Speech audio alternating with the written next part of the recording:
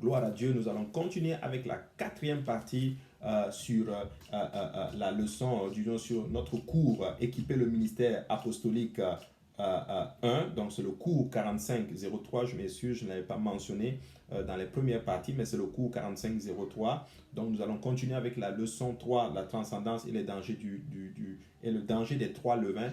Et nous allons voir la dernière partie, qui est la quatrième partie, qui est en fait la... Je veux juste aller dans ma leçon, qui est en fait les trois levains. Donc nous allons voir trois levains que le Seigneur a évoqués dans la parole du Seigneur et nous allons essayer de les décortiquer et ça va nous aider en d'autres termes à croître bien sûr et à améliorer notre service au Seigneur. On va lire quand même Matthieu chapitre 16, versets 6 à 12. Matthieu chapitre 16, je vais juste aller, Matthieu 16, versets 6 à 12. Il est dit ceci, Jésus leur dit, gardez-vous avec soin du levain des pharisiens et des sadducéens. Les disciples raisonnaient en eux-mêmes et disaient, c'est parce que nous n'avons pas pris de pain.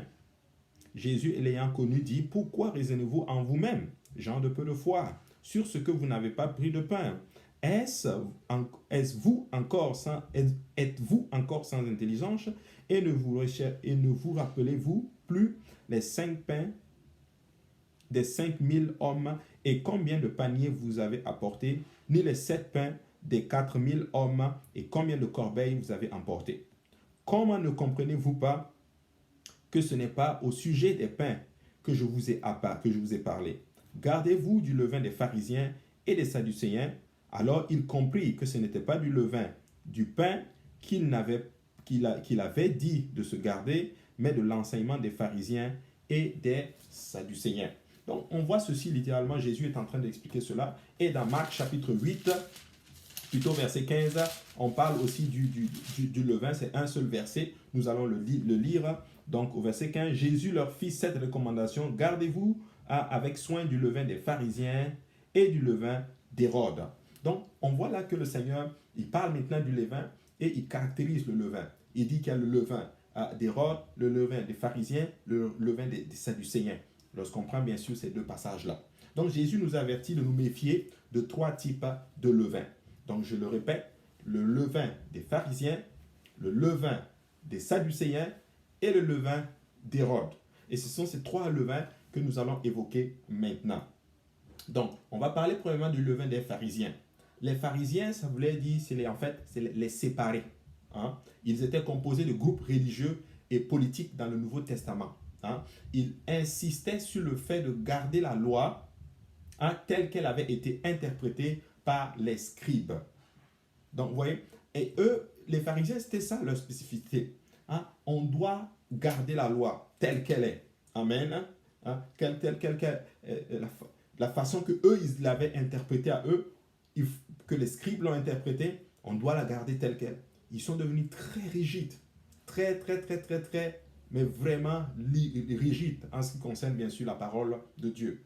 Et les scribes, c'était un groupe d'hommes qui avaient étudié les Écritures et qui la recopiaient en fait. Amen. Ils la recopiaient, ils l'éditaient et ils enseignaient aussi les textes. Donc on voit deux catégories de personnes ici qu'on peut mettre dans une catégorie. D'ailleurs, on dit souvent les scribes et les pharisiens, comme si c'est dans un seul moule, spécifiquement ce groupe-là. Donc, Jésus met en garde contre le levain de ces gens-là. Le levain des scribes et des pharisiens, en fait. Donc, les pharisiens, eux, ils étaient plus suivis religieusement que les prêtres. Hein? Ils avaient tout simplement adapté la loi à leurs désirs et à leurs besoins personnels. Donc, c'est cette catégorie de personnes qui vont prendre la parole de Dieu, mais qui vont la modeler selon leurs propres désirs, selon leur propre envie, selon leur penchant. Hein? Ils la modifient, ils la modèlent pour que ça fasse leur affaire, si on peut le dire ainsi. Ouais. Donc, ils avaient arrangé les traditions transmises par les scribes pour convenir à leurs propres besoins. Alors qu'ils étaient fiers de leur pureté au travers de leurs rituels, ils étaient des hypocrites remplis d'orgueil spirituel. Et ça, c'est aussi un esprit peut-être qui travaille. Ça, c'est quelque chose aussi qui peut nous affecter aujourd'hui en tant qu'enfants, en tant que serviteurs et servantes de Dieu. C'est l'hypocrisie spirituelle. Hein?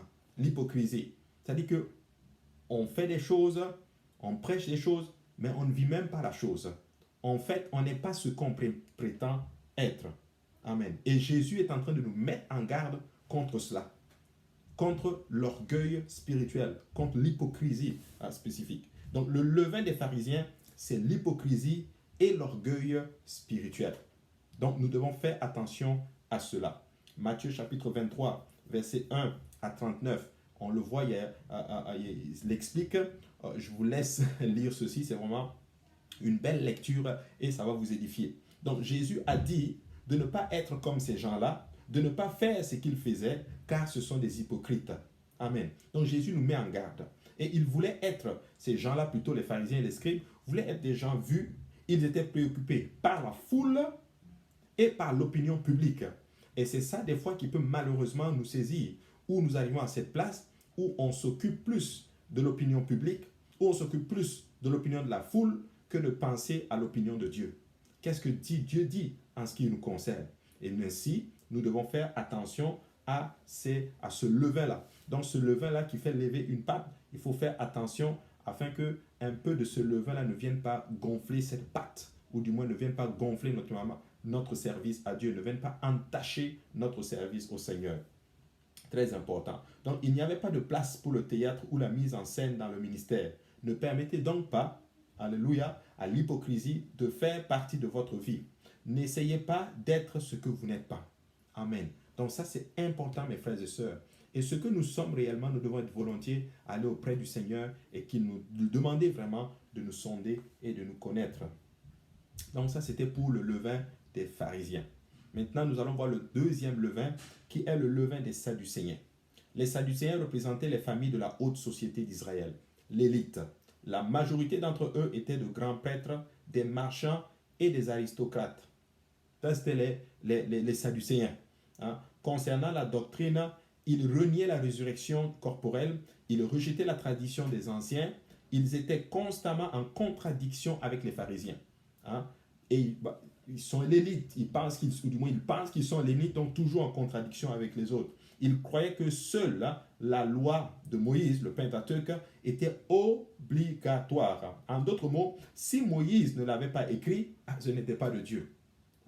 Vous voyez? Donc ça, c'était vraiment leur pensée. Ils ne croyaient pas au ciel ou à l'enfer, car Moïse n'en avait pas parlé. Vous voyez? Ils ne croyaient pas aux anges ni aux esprits impurs. Donc ils avaient une conception un peu biaisée de la doctrine, complètement erronée de la doctrine. Vous voyez? Ils étaient prompts à appliquer la loi au pied à la lettre. Vous voyez? C'est des gens qui vivent vraiment la lettre. Alors qu'on sait que la lettre tue, c'est l'esprit vraiment qui vivifie. Mais eux, c'était vraiment la lettre spécifiquement. Et le mot miséricorde ne faisait pas partie de leur vocabulaire. Le levain des Sadducéens, c'est le pouvoir et le contrôle. Donc, c'est des gens qui veulent contrôler. C'est des gens qui veulent le pouvoir. Ils aiment l'autorité spécifiquement. Ils veulent contrôler la vie des gens. Permettez-moi de vous dire, mes frères et sœurs, que Dieu n'a pas appelé ses serviteurs ou ses servantes à contrôler la vie des autres. Nous n'avons aucun droit d'ailleurs de contrôler la vie des gens. Dirigés par l'influence et l'exemple, c'est la méthode enseignée par la parole de Dieu. Donc, nous devons, par l'influence, mais en même temps par l'exemple. Donc, ce qu'on veut voir les gens faire, nous voulons être volontiers à le faire. Alléluia. Si on veut que les gens sacrifient, le serviteur, le dirigeant, ou le prédicateur, ou le pasteur, ou peu importe le titre, la position d'autorité qu'on occupe, doit être volontiers aussi à sacrifier. Rappelez-vous, Jésus a sacrifié. Jésus a donné l'exemple ultime du sacrifice, et c'est ça qui a conduit aussi Pierre et les autres apôtres à aussi être volontiers à sacrifier littéralement pour l'avancée du royaume de Dieu. Donc c'est important. Donc, dirigé par le contrôle et le pouvoir est si dangereux, car cela devient une dépendance, a déclaré Paul Mooney. Donc, c'est une parole très puissante et ça doit nous pousser, en d'autres termes, à réaliser que c'est important pour nous d'amener les gens à surtout s'accrocher à la parole de Dieu. Donc, c'est important de comprendre ceci. Donc, nous devons guider les gens, pas les pousser. Le pouvoir corrompt, mais le pouvoir absolu corrompt absolument. Waouh, j'aime cette déclaration. Le pouvoir corrompt, mais le pouvoir absolu corrompt absolument. Donc, il faut se méfier du pouvoir sur les gens. Des fois, Dieu permet qu'il y ait, en d'autres termes, qu'on ait une influence alors que Dieu a élevé, alors que Dieu nous amène à cette position, je dirais, d'autorité, il y a une influence qui vient avec. Mais il faut faire attention pour ne pas arriver à une place où on devient littéralement, je dirais, un gourou dans la vie des gens. Alors que non, Dieu ne nous appelle pas à être des gourous dans la vie des gens. Dieu appelle à enseigner les gens et à amener les gens à vivre et à aimer sa parole et à aimer attendre et à le ressembler. Amen. Donc c'est important. Donc il faut se méfier du pouvoir sur les gens. Il faut se méfier de l'argent, littéralement. Et ça, c'est quelque chose qu'il faut convaincre, qu'il faut vaincre, littéralement. La cupidité, la recherche, littéralement, des gains. Et toutes ces choses-là, Dieu ne nous appelle pas à ceci. Dieu dit littéralement, il nous demande de paître, alléluia, de paître son troupeau, de le paître. Il nous dit, paie mes troupeaux, alléluia. Ça, c'est important. Être redevable, c'est la clé pour se garder contre le levain des Sadducéens. Donc, le pouvoir et le contrôle. Donc, il faut vraiment faire attention à ceci. Et Jésus est en train de nous avertir que c'est dangereux et il faut faire attention. Maintenant, nous allons voir le troisième levain qui est le levain d'Hérode. Hérode était impitoyable. Il était cruel. Il gouvernait par la force. Hein? Hérode a assassiné sa propre femme et ses deux fils. Il a été dit ceci, il vaut mieux être le porc d'Hérode que l'un de ses fils. Tellement il était impitoyable, tellement il était cruel. Il n'y avait aucune crainte de Dieu dans son cœur. Il était vraiment mauvais. Amen. Tout ce qui importait pour lui, c'était lui et son pouvoir. Vous comprenez? Donc, il craignait que ses fils s'emparent de son trône. Voici pourquoi il était aussi dur. Voici pourquoi il était cruel, prêt même à tuer ses enfants pour garder son autorité. Il s'est marié 10 fois et a eu 15 enfants. 10 fois, il s'est marié. Donc, à la naissance de Jésus, Hérode a eu si peur qu'il a donné l'ordre de tuer tous les nouveau-nés mâles jusqu'à l'âge de 2 ans. Tout ça pour garder son pouvoir. Donc, vous voyez la cruauté de l'homme. Vous voyez la cruauté qui est dans la personne, l'égoïsme spécifiquement. Donc, le levain d'Hérode, c'est en fait le royaume de soi. Ça dit moi et moi. Et nous, on dit mon ministère. Vous savez, c'est le ministère du Seigneur, vous comprenez? C'est le ministère de Dieu. Alléluia. Donc, c'est toujours comme je le veux.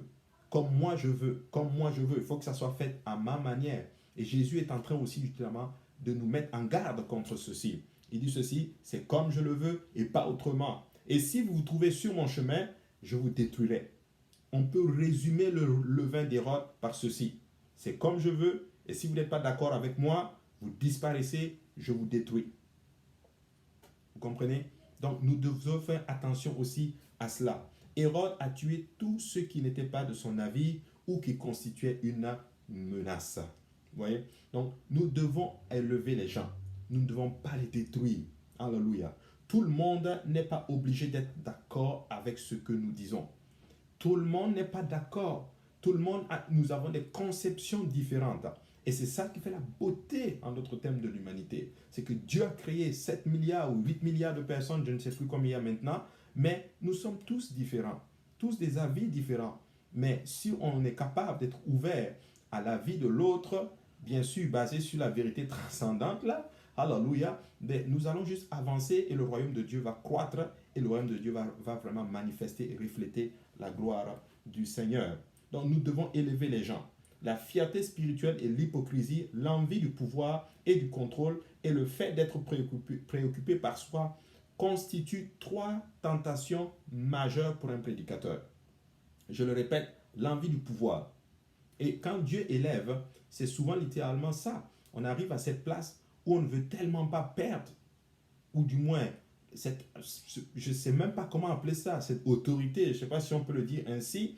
Et on a tellement envie de diriger les choses, de jouer un rôle de premier plan, que on arrive à une place où on bafoue les autres, soi-disant, et on utilise même des fois des versets bibliques pour appuyer ceci. Non. Nous ne sommes pas dans notre propre royaume.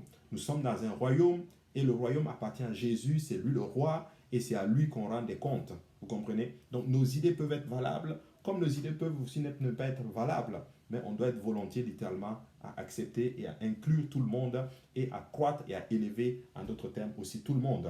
Donc c'est important, il faut faire attention au contrôle, le pouvoir, l'envie, l'orgueil et la fierté spirituelle. Ça c'est important de comprendre et de faire attention à ces choses-là. Donc c'est l'Église de Dieu, c'est le ministère de Dieu et c'est le peuple de Dieu. Donc nous sommes appelés à accomplir sa volonté. Vous et moi, nous ne sommes pas les seuls que Dieu a appelés, ou du moins les seuls que Dieu va utiliser. Dieu utilise qui il veut. Et c'est un privilège que Dieu nous ait appelés. Il faut prendre cela comme ceci. Et lorsque nous prenons cela comme un privilège, ça nous aide en d'autres termes dans notre service au Seigneur, bien sûr. Nous devons toujours nous souvenir ceci. Pour être élevé, il faut s'abaisser, mais pour être baissé, il faut s'élever. Donc, dans le royaume de Dieu, on va monter en descendant, mais on va descendre en montant. Amen. Donc ça, c'est important de comprendre ces choses-là. 1 Pierre chapitre 5, 2 à 6 dit ceci. Paissez le troupeau de Dieu qui est sous votre garde, non par contrainte, mais volontairement selon Dieu. Pas selon nous, selon Dieu, selon les principes de Dieu, selon l'amour, selon la persévérance, selon la miséricorde et toutes ces choses. Non pas pour un gain sordide, mais avec dévouement. Non comme dominant sur eux, qui vous sont échus en partage, mais en étant les modèles du troupeau. Alléluia. Et lorsque le souverain berger paraîtra, vous obtiendrez la couronne incorruptible de la gloire. De même, vous qui êtes jeunes, soyez soumis aux anciens. Et tous, dans vos rapports mutuels, revêtez-vous d'humilité. Alléluia. Revêtez-vous d'humilité. Car Dieu résiste aux orgueilleux, mais il fait grâce aux humbles. Donc c'est clair. Il dit maintenant, humiliez-vous donc sous la main puissante de Dieu, afin qu'il vous élève au temps convenable. Donc Jésus donne maintenant la clé de comment on s'élève. Pour être élevé dans le royaume de Dieu, nous devons nous humilier sous la main puissante de Dieu. Et là, à ce moment-ci, Dieu va élever, parce que c'est Dieu qui élève.